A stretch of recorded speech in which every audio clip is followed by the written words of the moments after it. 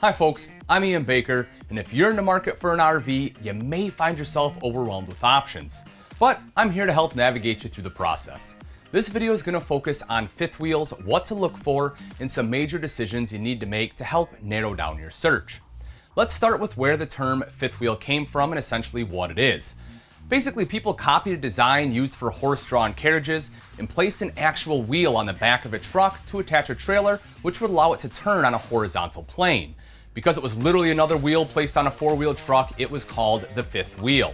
Although a fifth wheel hitch and kingpin today have had some obvious improvements, the concept of how it works still remains mostly the same.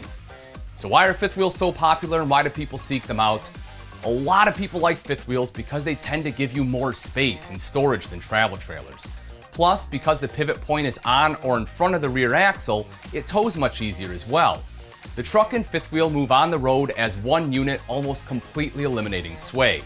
Fifth wheels oftentimes will also have nicer amenities as standard, such as auto level, residential refrigerators, or upgraded ACs, just to name a few.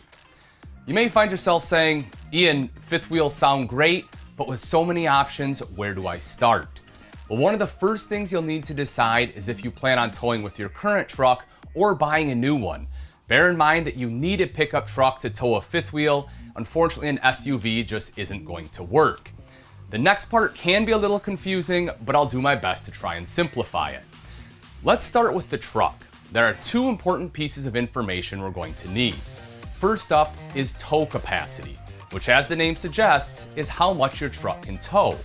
One of the easiest ways to find this is by visiting rv.campingworld.com/tow guide, where you can enter the make, model, and year of the truck, and it will give you your tow capacity.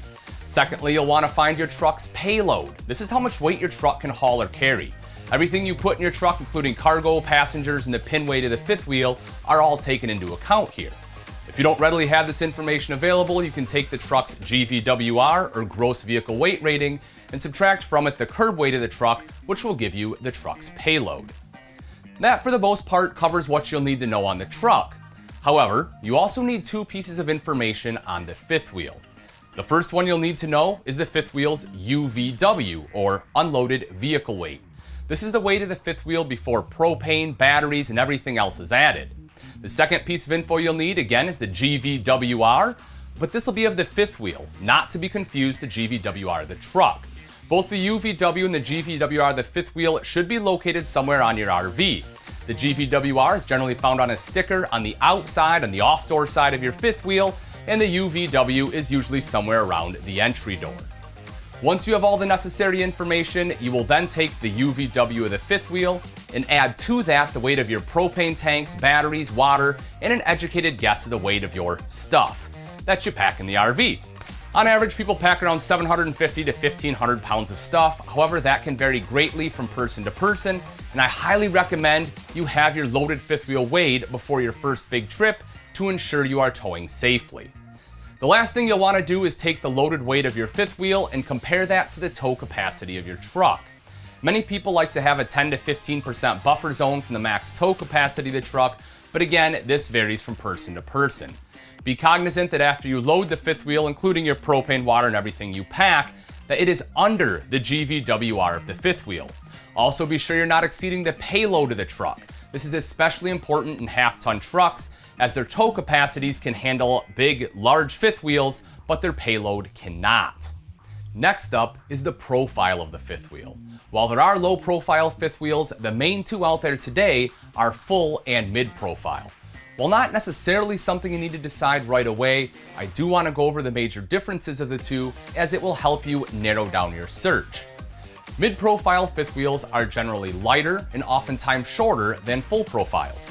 This can be beneficial if you're towing through mountains or if you plan on towing a boat or trailer behind your fifth wheel to help stay under the length restrictions. You can spot a mid-profile from the exterior, as the front end roof line will generally slope down. If you're looking to tow with a half-ton truck, you'll most likely want mid-pro, as they often have shorter floor plans and again are lighter, including less pin weight. High-profile fifth wheels, on the other hand, are taller up front, allowing most 6-foot tall people to stand comfortably. Also, they usually have higher end amenities as standards. Things like auto level, solid surface countertops, and king beds are much more common in a full profile. Some manufacturers even use a Z-frame or drop frame, which gives massive exterior storage. Once you have narrowed down what you can tow and which profile you desire, you can then narrow it down further based upon arguably the most important factor, which is floor plan.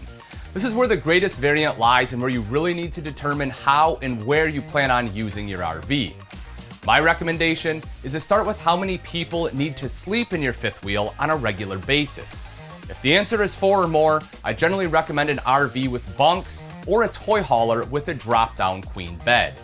While dinettes and sofas often do convert into beds, they usually aren't the most comfortable, and many people find it to be a hassle to make them every night and take care of them every morning. So, let's take a look at some of the floor plans that offer plenty of sleeping space. One of the most common for several years is the rear bunkhouse. This floor plan offers excellent separation for the parents and children alike. Not only do the kids get their own space, but this also allows parents to stay up later without disturbing the kids, and you get a dedicated napping room if you have smaller kiddos. These layouts generally offer 3 or 4 bunks in the back, and sometimes will have a slide out housing either a sofa or a dinette. Outside kitchens are also fairly prevalent with this layout. So for the family that enjoys some time to themselves at night or loves the idea of cooking outside, this is a good option to consider. Next up is the rear corner bunk floor plan. This floor plan is similar to what we see in travel trailer layouts. One of the big advantages of having this in a fifth wheel, however, is that it provides extra sleeping space while having the excellent towability that comes with a fifth wheel. Plus, this floor plan usually maintains a shorter overall length, making it ideal for the family that wants to tow a boat or other type of trailer like a snowmobile, motorcycle, golf cart, whatever it may be, behind them. The newest and hottest bunk floor plan to hit the fifth wheel market is the mid bunk. This layout is for the person who wants the best of both worlds. You'll get a spacious rear living area for entertaining, as well as oftentimes a large kitchen with an island thanks to the dual opposing slides. Where this one really shines, however, is the mid bunk room. This usually houses 2 bunks or sometimes a top bunk with a sofa directly across from an entertainment area that also usually has storage. Some of these mid bunk layouts will also offer lofts up above this mid bunk room, providing even more sleeping space. So for the family that wants the best of both worlds and has a big enough truck to tow one of these big fifth wheel layouts, this is an excellent option. Toy haulers are often overlooked as options for sleeping a lot of people. While yes, they're certainly great for their main purpose, which is to haul motorcycles, quads, golf carts, side-by-sides, etc., certain layouts can also sleep more people than most bunk models. This is mainly due to the power bed system in the back of some toy haulers that, in conjunction with the rear sofas, will form 2 queen beds, allowing you to comfortably sleep 4 adults. Naturally, because of the large garage, toy haulers also make hauling all of your camping gear like chairs, bikes, large kids' toys an absolute breeze. So don't be put off by the name. I'd strongly consider taking a look at this as an option. If, however, it is generally only 2 people and the occasional guests, then we look at some of the other options. Let's start with front living. Front living floor plans offer a residential feel to any fifth wheel thanks to the elevated and separated main living area. These floor plans are great for entertaining and usually offer 2 opposing sofas that are not only perfect for relaxing, but also fold down into beds for guests.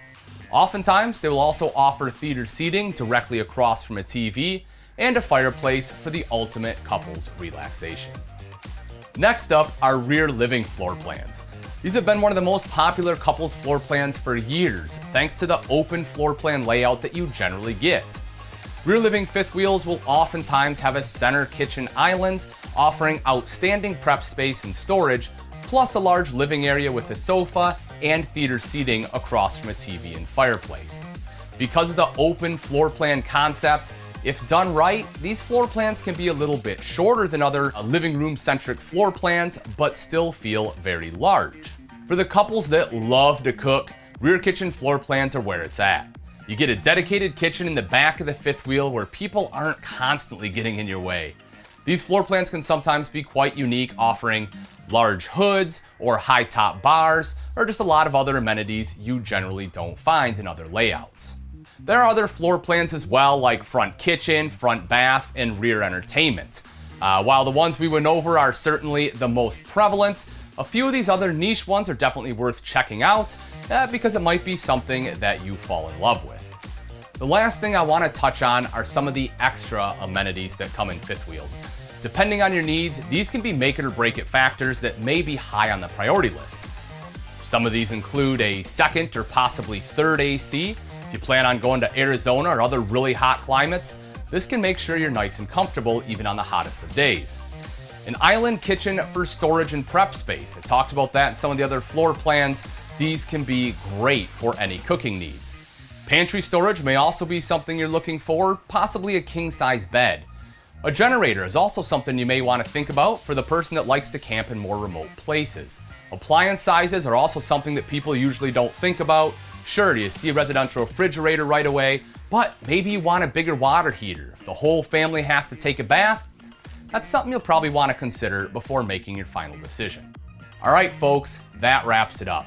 Hopefully this video helps show you some of the different options available in fifth wheels and help narrow it down so you can find the best type of fifth wheel that works for your needs. For more in-depth information, be sure to check out our RV reviews on YouTube for a complete walkthrough. If you're ready to start shopping, visit rv.campingworld.com and use our guided RV search to shop over 20,000 RVs. Thanks again for watching. I'm Ian Baker, and let's go camping.